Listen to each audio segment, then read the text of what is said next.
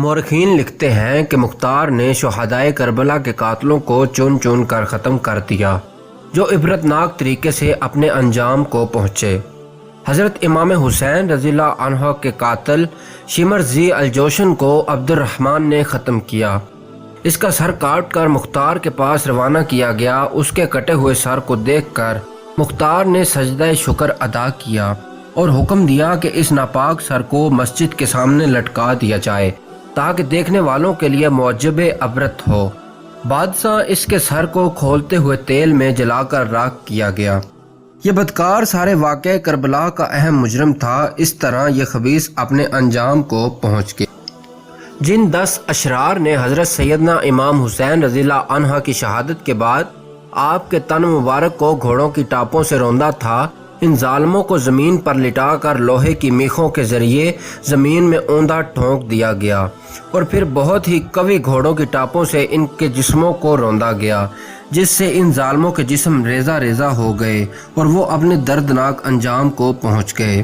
حکم بن عقیل ایک ماہر تیر انداز تھا جس نے حضرت امام حسین رضی اللہ عنہ پر تیر برسایا تھا۔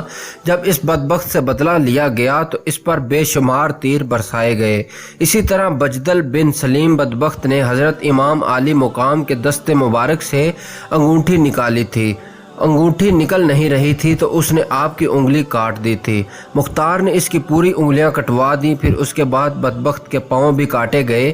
اس طرح اس کے جسم کا سارا خون بہہ گیا اور وہ ہلاک ہو گیا۔ مالک بن ہشم ظالم نے حضرت امام عالی مقام رضی اللہ تعالیٰ عنہ کو خود لوٹا تھا، دردناک انجام کو پہنچا۔ اسی طرح ابن مالک ہجلی نے آپ کے اموال کو لوٹا تھا، جس کی گردن زیاد بن مالک نے ہجوم کے سامنے ایک ہی وار میں اڑا دی۔ شمر آپ کی سواری مبارک کا اونٹ پکڑ کر کوفہ لایا تھا، پھر اس کو ذبح کر کے اس کا گوشت بطور شکرانہ گھر گھر تقسیم کروایا تھا۔ جو لوگ یہ جانتے ہوئے کہ یہ اونٹ حضرت امام عالی مقام کا تھا اس کا گوشت کھایا، ان تمام کو بھی ہلاک کروا دیا گیا۔ ابن زیاد کا قتل ابراہیم بن اشتر کے ہاتھوں ہوا۔ ابن زیاد کا سر کاٹ کر اس کا جسم آگ میں جھونکا گیا۔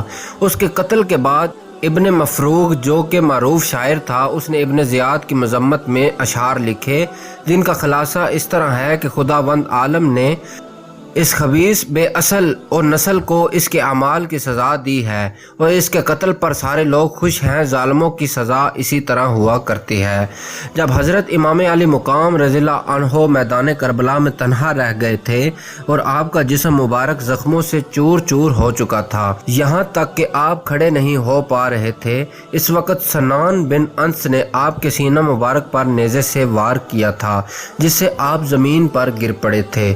اس کے پکڑے جانے کے بعد مختار نے حکم دیا پہلے اس کی انگلیوں کو کاٹا جائے، پھر کھولتے ہوئے تیل میں ڈال کر اس کے جسم کو جلایا جائے۔ عمرو بن سعد کا کردار واقعہ کربلا میں سب سے اہم تھا۔ مختار کی پولیس کے افسر ابو عمر نے اسے قتل کیا اور اس کا سر مختار کے سامنے پیش کیا۔